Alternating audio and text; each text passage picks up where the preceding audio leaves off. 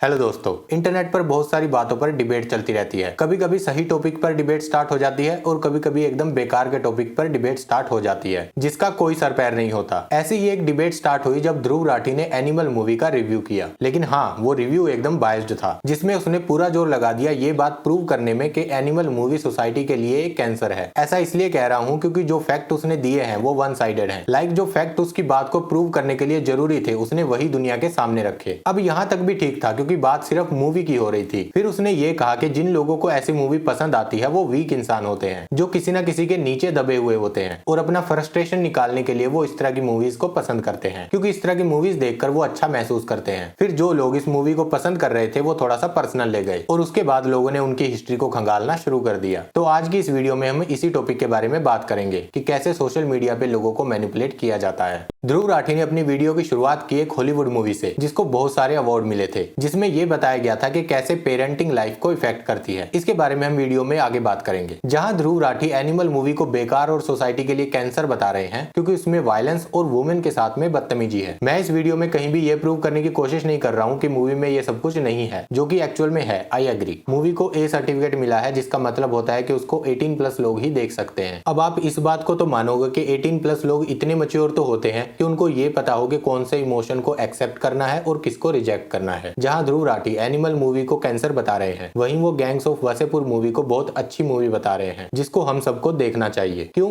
क्योंकि उनको नेटफ्लिक्स से पैसे मिले हैं उसको प्रमोट करने के लिए। अब मैं ये बात क्लियर कर दूं कि गैंग्स ऑफ वासेपुर में वो सब कुछ है जिस चीजों के लिए ध्रुव राठी एनिमल मूवी को क्रिटिसाइज कर रहे हैं। लाइक जैसे कि नशा करना, वायलेंस और अफेयर करना, ये सब कुछ है गैंग्स ऑफ वासेपुर में। लेकिन वो एक अच्छी मूवी है, उसको देखना चाहिए क्योंकि नेटफ्लिक्स ने बहुत अच्छा पैसा दिया है उसको प्रमोट करने के लिए। लेकिन जिन लोगों को एनिमल मूवी पसंद आ रही है वो मेंटली इल हैं और दबे हुए लोग हैं जो अपनी फ्रस्ट्रेशन निकालते हैं इस तरह की मूवीज को देखकर। दूसरी मूवी उड़ान, इसको भी ध्रुव राठी ने बहुत अच्छी मूवी बताया है। लेकिन इस मूवी में जो मेन कैरेक्टर है, जब उसका दोस्त उसे ये बताता है कि हम तो यहाँ रोज एक नई लड़की लेकर आते हैं और हम लोग बहुत मजे कर रहे हैं, ये बात सुनकर वो बहुत बुरी तरह से रोने लग जाता है क्योंकि उसके पिता पत्थर दिल है और उसको ऐसी जगहों पर जाने नहीं देते हैं। और एंड में वो जो मेन कैरेक्टर होता है वो अपने फादर को थप्पड़ मारकर भाग जाता है। अब अगर ध्रुव राठी की बात माने कि मूवीज से सोसाइटी बनती है तो इससे कैसी सोसाइटी बनेगी? सपने देखना और उन पर काम करना एक अलग बात है। अगर आपने इस तरह का सपना देखा है जो आपके पेरेंट की सोच से अलग है तो उसके लिए डिसीजन लेना आपकी जिम्मेदारी है। फ्रस्ट्रेट होकर अपने फादर को थप्पड़ मारना ये गलत बात है या सही बात है, नीचे कमेंट बॉक्स में जरूर बताइएगा। वहीं ध्रुव राठी ने बड़े ही स्मार्टली एक फिक्शनल कैरेक्टर भी क्रिएट किया, उसका नाम था मुन्नू। और उस मुन्नू की जो डेफिनेशन दी गई थी उससे पता लगता है कि उसकी एज 12 से 14 साल के बीच होगी। और ध्रुव राठी ने बड़े ही स्मार्टली लोगों को यह समझाने की कोशिश की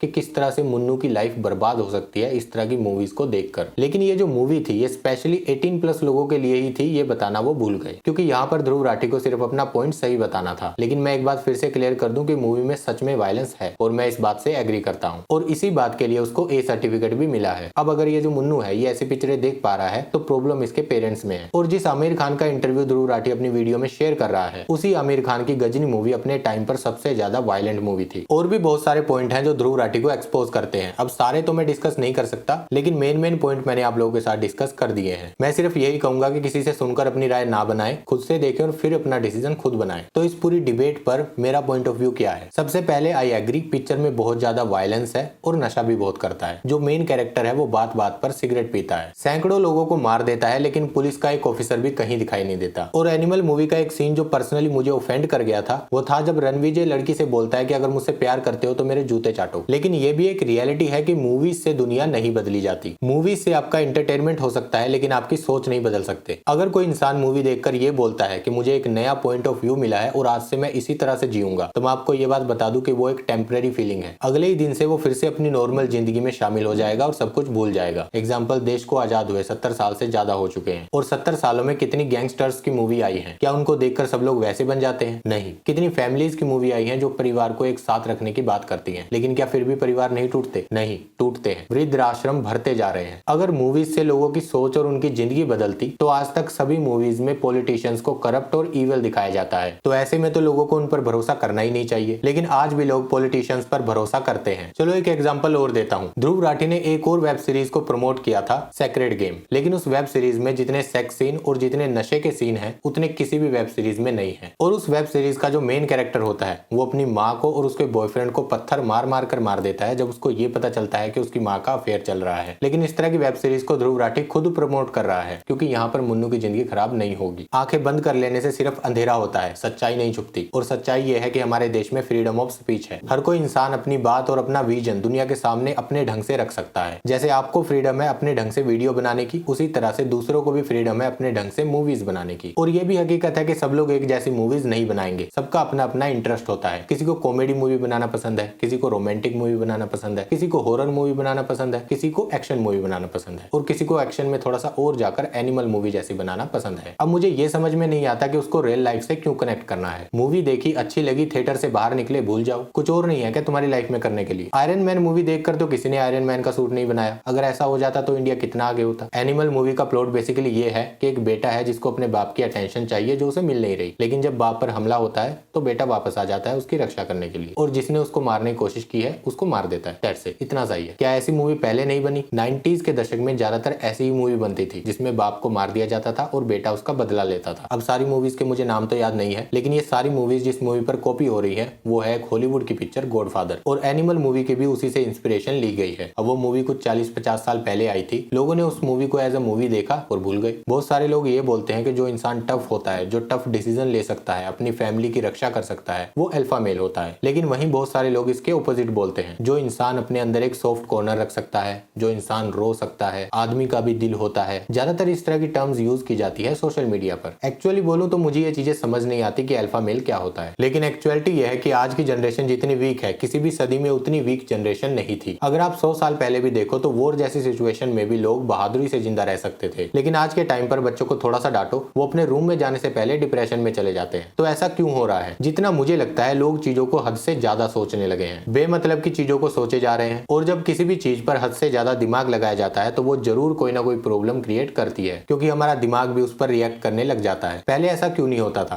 फॉर एग्जाम्पल, जब हम लोग स्टूडेंट थे, कोई भी टीचर डांट के चला जाता था, पीट के चला जाता था। और पीटने से मैं ऐसे नहीं बोल रहा हूँ कि सिर्फ थप्पड़ मार के चले जाते थे, वो डंडों से पीटते थे। दिल किया सीधे हाथ पे डंडे मार दिए, दिल किया उल्टे हाथ पे डंडे मार दिए। मुर्गे भी बना दिया जाता था और हाथ ऊपर करके भी खड़ा कर दिया जाता था। लेकिन हम स्कूल से बाहर निकलते थे और सब कुछ भूल जाते थे। अगले दिन स्कूल जाते थे और कुछ भी याद नहीं रहता था। लेकिन आज के टाइम पर ऐसा नहीं है। एक न्यूज देखी थी जिसमें एक टीचर ने एक बच्ची को डांट दिया, उसने घर आकर आत्महत्या कर ली। तो इसका आंसर यही है कि इंसान इतना वीक क्यों होता जा रहा है, क्योंकि वो बेमतलब की चीजों को ज्यादा सोचता है, जिससे उसका जो मन है वो वीक होता जा रहा है। और बात रही पेरेंटिंग की, तो आज के टाइम पर माँ बाप को एक डेविल की तरह दिखाया जाता है, जैसे वो आपके सबसे बड़े दुश्मन हो और उनको कुछ पता ही नहीं है। और इस पूरी दुनिया में सिर्फ माँ बाप ही हैं जो हमको समझ नहीं सकते। अब इसके अगेंस्ट में मैं सिर्फ इतना बोल सकता हूँ कि जब तुम उन्हें कुछ करके दिखाओगे तो वो समझ भी जाएंगे। एक्चुअलिटी ये है कि वो आपके दुश्मन नहीं है, वो सिर्फ आपको नाकामयाब और गरीब नहीं देखना चाहते। वो ये नहीं चाहते कि आप अपनी जरूरतों के लिए किसी के आगे हाथ फैलाओ। इतनी सी बात लोगों को समझ नहीं आती। माँ बाप सिर्फ अपने बच्चे को सक्सेसफुल देखने के लिए थोड़ा सा स्ट्रिक्ट हो जाता है, उसी चीज को नाम दिया जाता है पेरेंटिंग अब्यूज। बहुत सारे लोग सोशल मीडिया पर इस बात का रोना रोते रहते हैं, लाइक मुझे बचपन में मेरे पेरेंट्स ने बहुत डांटा, मुझे मारा और उसकी वजह से आज मेरा कॉन्फिडेंस बहुत ज्यादा वीक है। लेकिन अगर आप लाइफ लॉन्ग देखोगे, अगर पेरेंट किसी चीज के लिए आपको डांटते हैं तो वो आपका भला ही चाहते हैं। आप सपने देखो, उन्हें पूरा करने के लिए मेहनत भी करो, और ये भी याद रखो कि सपने आपके हैं तो एक्स्ट्रा मेहनत भी आप ही को करनी पड़ेगी। और आपका सपना क्या है ये चीज सबको बताने की जरूरत नहीं है, स्पेशली उन लोगों को जो इस चीज को समझ नहीं सकते। अगर किसी को इन्वेस्टिंग में जाना है, ट्रेडिंग में जाना है और उसके फादर है गवर्नमेंट जॉब में, तो ये नॉलेज आपके पास है। आप जबरदस्ती उन पर ये थोप नहीं सकते कि आप भी इस चीज को समझो। आप मेहनत करो, अपने पेरेंट्स को अपना रिजल्ट दिखाओ, वो खुश हो जाएंगे। Thank you so much.